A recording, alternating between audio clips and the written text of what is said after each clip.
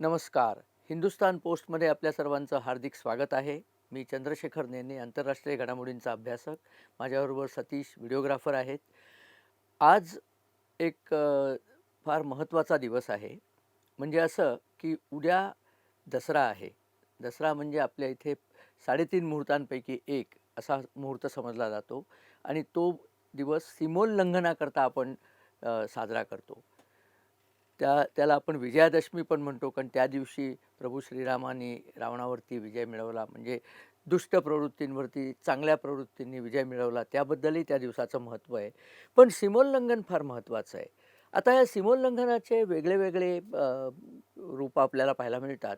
मराठ्यांच्या सेना दसऱ्याच्या दिवशी मोहिमेवर बाहेर पडायच्या. म्हणजे पावसाळा झालेला असायचा, शेतीची कामं आटोपलेली असायची आणि शेतकरीच मराठ्यांचे ते सैनिक होते. ते लगेच आपला पेहराव बदलून सैनिक होऊन विजयी मोहिमेकरता बाहेर पडायचे, म्हणून त्याला विजयादशमी म्हणतात. परंतु कालच भारताचा एक फार श्रेष्ठ असा सुपुत्र एका सीमोल्लंघनाकरता बाहेर पडला. दसऱ्याच्या 2 दिवस आधीच बाहेर पडला असं आपण म्हणू. त्यांचं नाव रतन टाटा.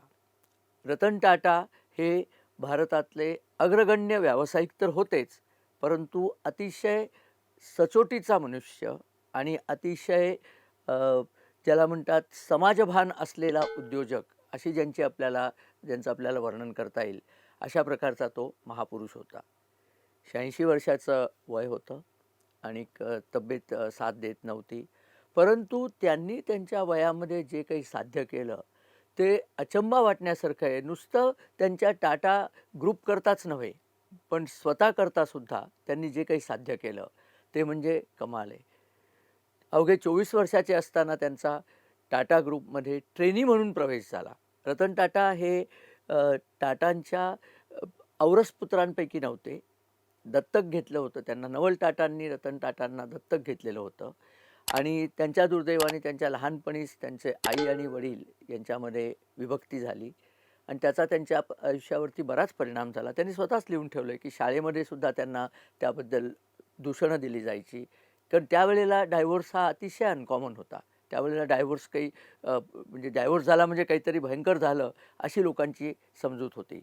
परंतु त्यांची जी आजी होती तिने त्यांना शिकवण दिली की लोकं काही म्हणले तरी आपण आपल्या प्रिन्सिपलवर ठाम असलं पाहिजे.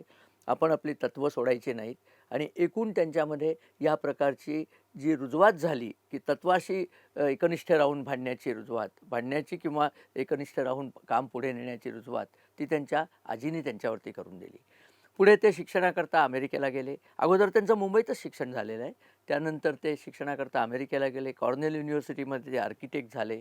त्यानंतर परत आले आणि मी म्हटलं असं टाटा ग्रुपच्या टाटा स्टील कंपनीमध्ये जमशेदपूरला त्यांना ट्रेनी म्हणून तिथे त्यांची वर्णी लावली. पुढे त्यांनी सांगितलं आहे की त्या ट्रेनी म्हणून वर्णी लावण्यामध्ये त्यांना काही फारसं शिकायला त्यावेळेला मिळालं नाही. पण पुढे ते टाटा ग्रुपमध्ये वेगळ्या वेगळ्या कंपन्यांमध्ये जात राहिले आणि शिक्षण त्यांचं झालं. ग्रुपमध्ये काम करण्याचं शिक्षण. आणि 91 साली जे.आर.डी. टाटा म्हणजे टाटा ग्रुपचे जे चेअरमन होते, अनेक वर्ष चेअरमन राहिलेले होते, भारतरत्न त्यांना भारताने दिलेले होते, अत्यंत थोर व्यक्तिमत्व होतं. त्यांनी यांची नेमणूक टाटा ग्रुपचे चेअरमन म्हणून केली.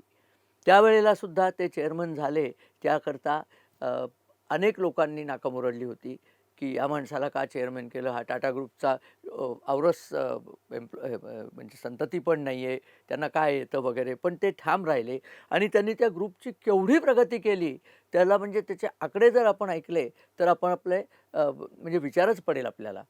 त्यांचं जे त्या ग्रुपमध्ये मार्केट कॅपिटलायझेशन ज्याला म्हणतात, म्हणजे ग्रुपची वर्थ ही 33 लाख कोटी रुपये आणि ते त्यांनी ग्रुपचा सगळा चार्ज घेतल्यानंतर मार्केट कॅपिटलायझेशनमध्ये 17 पटीने वाढ झालेली आहे. इतकंच नव्हे तर ग्रुपचा जो रेव्हेन्यू आहे, म्हणजे ग्रुपची जी इन्कम आहे त्याच्यात 30 पटीने वाढ झालेली आहे. हे अभूतपूर्व आहे. ग्रुपला इतक्यावरती नेणं आणि हा तर काय आपल्याला दिसतं की संपत्ती एवढी त्यांनी गोळा केली, पण त्याच्यापेक्षा कितीतरी जास्त संपत्ती टाटा ग्रुपनी जनतेमध्ये वाटलेली आहे. कारण टाटा ग्रुपचं पूर्वीपासून हे ठरलेलं होतं की आम्ही जो पैसा मिळवतो त्याच्यावरती समाजाचा सुद्धा हक्क आहे आणि समाजाच्या कल्याणाकरता अनेक उपक्रम त्यांनी केलेत ग्रुपने म्हणून सांगतो. आणि स्वतः रतन टाटासुद्धा त्याला अगदी पूर्णपणे त्या तो जो त्यांचा होता मनापाशी धरलेला संकल्प, तर त्यांनीसुद्धा टाटा ग्रुपच्या संकल्पाप्रमाणे अनेक ठिकाणी देणग्या दिल्या. कितीतरी गोष्टी सांगाव्या हो. कॅन्सर हॉस्पिटल आता परवाच देवेंद्र फडणवीस यांनी श्रद्धांजलीमध्ये सांगितलं, की नागपूरला कॅन्सर इन्स्टिट्यूट स्थापन केली. त्याच्याकरता रतन टाटांनी आर्थिक आणि पुन्हा त्या इन्स्टिट्यूट करण्याकरता काय काय करायला लागेल त्या प्रकारची मोलाची मदत केली, ही त्यांनी केलं. कितीतरी शैक्षणिक संस्थांना त्यांनी प्रचंड मदत केलेली आहे. टाटा ग्रुपकडनं अमेरिका आणि भारत याच्यातल्या कितीतरी संस्थांना मदत झालेली आहे. प्रचंड पैशाची मदत आहे. त्यांना कोणीतरी विचारलं होतं, की भारतातल्या अतिश्रीमंत, नवश्रीमंतांच्या यादीत तुमचं नाव कुठेच दिसत नाही. त्याच्यावर त्यांनी उत्तर दिलं होतं, की मला मुळी इतकं श्रीमंत होण्याची गरजच नाही आहे. माझा देश श्रीमंत झाला पाहिजे. माझे देशबांधव चांगल्या स्थितीत राहिले पाहिजे. मला काय मिळतात पैसे ते पुरेसे आहेत. त्यामुळे त्यांचं नाव जरी तिथे नसलं तरी ग्रुपचं नाव तर केवढं मोठं आहे. की ते 156 वर्षाची परंपरा असलेला हा मोठा ग्रुप आहे आणि सगळीकडे सचोटीने वागणं हे या ग्रुपचं बोधवाक्य राहिलेलं आहे. आणि आपल्या इथे एका संतांनी असं म्हणून ठेवलं, जोडोनिया धन उत्तम व्यवहारे उदास विचारे खर्च करी. म्हणजे धन हे उत्तम व्यवहाराने गोळा करायचं असतं, लांड्यालबाड्या करायच्या नसतात. त्यांना एकदा विचारलं होतं, की तुम्हाला सचोटीने वागणं कसं जमतं? ते म्हणले, की मी उद्योजक आहेत. बाकीचे लोक व्यावसायिक किंवा व्यापारी आहेत. व्यापाऱ्याची तत्त्व वेगळी असतात, उद्योजकाची तत्त्व वेगळी असतात. आता उद्योजकाची तत्त्व त्यांनी आत्ताच्या युगात सुद्धा चालू ठेवली. आत्ताच्या युगात कशी चालू ठेवली, तर ज्याला स्टार्टअप म्हणतात. 50 स्टार्टअप कंपन्यात त्यांचा सहभाग होता.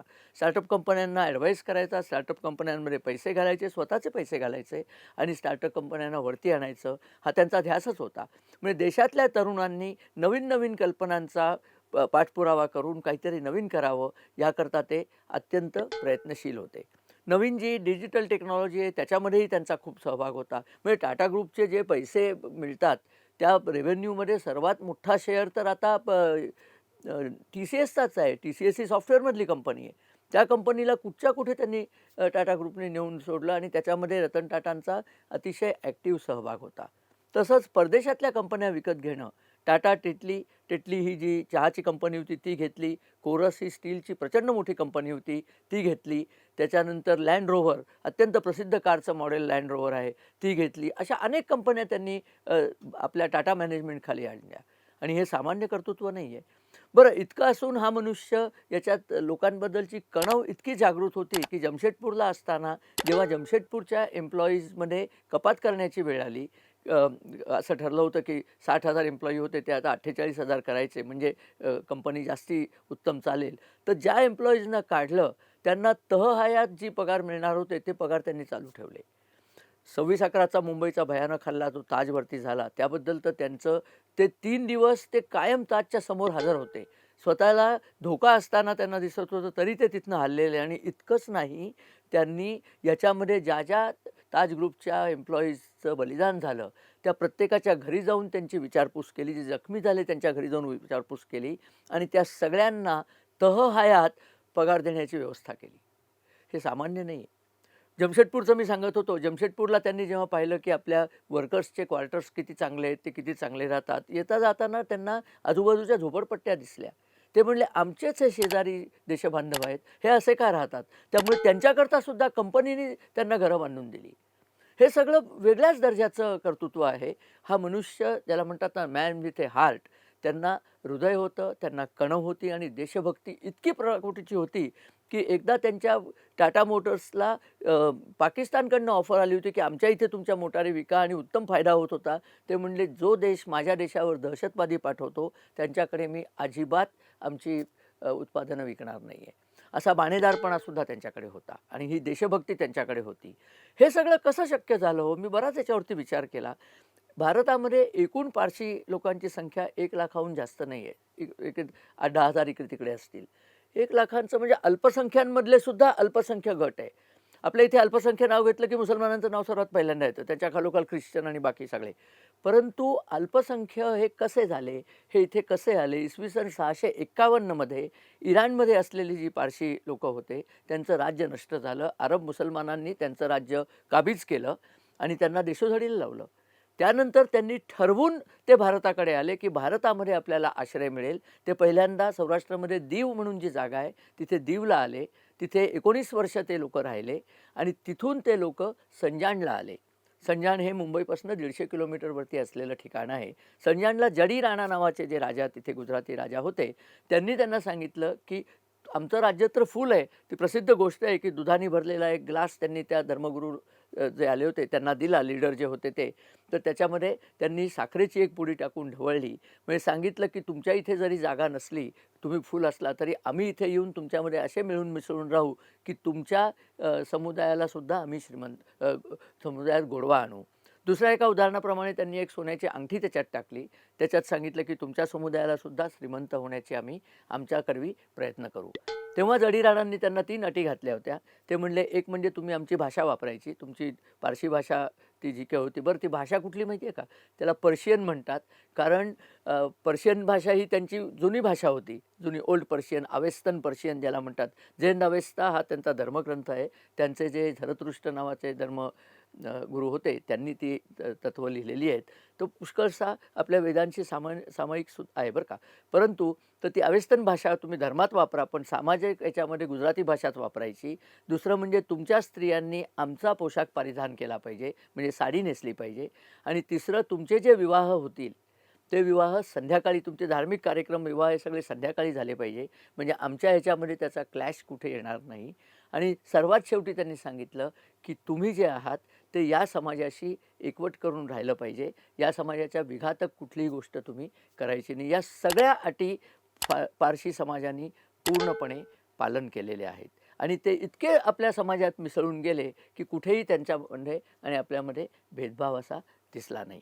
हे सगळं केल्यानंतर त्या पारशी समाजाने इतकी समाजोपयोगी कामं केली आहेत. अगदी ब्रिटिश राज्याच्या विरुद्ध लढताना सुद्धा दादाभाई नौरोजींसारखे पारसी नेते, ज्यांना भारतीय असंतोषाची सुरुवात ज्यांनी केली आणि त्याचे जनक टिळक, पण टिळकांचे सहकारी म्हणजे दादाभाई नौरोजी होते.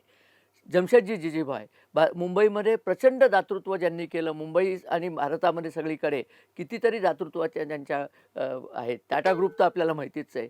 असा हा थोर शिलेदार आता पुढच्या प्रवासाकरता निघून गेला आहे. त्याला हिंदुस्तान पोस्ट परिवाराकडनं हार्दिक श्रद्धांजली आणि नमस्कार. आणि आपल्या सर्वांना येणाऱ्या विजयादशमीच्या शुभेच्छा. आणि हे मी आत्ता मुद्दाम एवढं पारशी समाजाबद्दल सांगितलं, त्याचं कारण दुसरा जो अल्पसंख्य समाज आहे, मुस्लिम समाज, त्यातले बहुसंख्य लोक जरी भारताच्या बाजूचे असले तरी त्याच्यातले बरेचसे रॅडिकल मुसलमान आहेत जे भारताच्या विरुद्धात आहेत. ज्या देशांनी तुम्हाला जेवायला खायला घातलं, ज्या देशात तुम्ही व्यवसाय करता, ज्या देशात तुम्हाला शिक्षण मिळालं, त्या देशाच्या विरुद्ध गरळ ओकणारे झाकीर नाईकसारखे नेते ज्या देशात ज्या समाजात येतात, त्या समाजांनी नक्कीच स्वतःकडे बघितलं पाहिजे आणि पारशी समाजाकडे बघून त्यांनी स्वतःला सुधारून घेतलं पाहिजे. या पारसी समाजाची भाषा मी आता जे सांगत होतो ती पारसी भाषा होती. परंतु अरबांनी जेव्हा इराण जिंकला त्यांना प म्हणताच येत नाही. अरबी भाषेत प शब्दच नाही आहे. म्हणून त्यांनी त्याचं नाव फारसी केलं. म्हणून मोगल दरबाराची भाषा फारसी होती. ती खरी पारशी किंवा पर्शियन लँग्वेज ज्याला म्हणतात अशी ती आहे. तर असा हा समाज, त्या समाजाचा हा थोर उद्योजक नेता रतन टाटा, त्यांना पुन्हा एकदा श्रद्धांजली अर्पण करून मी हा व्हिडिओ थांबवतो. या व्हिडिओमध्ये मला अगोदर पॅलेस्टाईनमध्ये काय चाललं आहे ते सांगायचं होतं, पण पॅलेस्टाईन मुसलमान जिथे जिथे गेले तिथे तिथे त्या देशाची त्यांनी वाट लावली. परंतु हे पारशी लोक ज्या देशात आले, भारतामध्ये आले, त्या भारताच्या उन्नतीमध्ये त्यांनी सक्रिय सहभाग दिला. त्याबद्दल या समाजालासुद्धा धन्यवाद देऊन मी हा व्हिडिओ थांबवतो. आपल्याला जर हा व्हिडिओ आवडला तर आपण आपल्या मित्रपरिवारांबरोबर शेअर करा. आमच्या चॅनलला सबस्क्राईब करा आणि आपल्या कमेंट्स आमच्याकडे येऊ देत, कारण आपल्या कमेंट्स आल्या की त्यातून आम्हाला नवीन व्हिडिओ करण्याला सुद्धा हुरूप येतो. व्हिडिओ बघण्याबद्दल धन्यवाद आणि नमस्कार.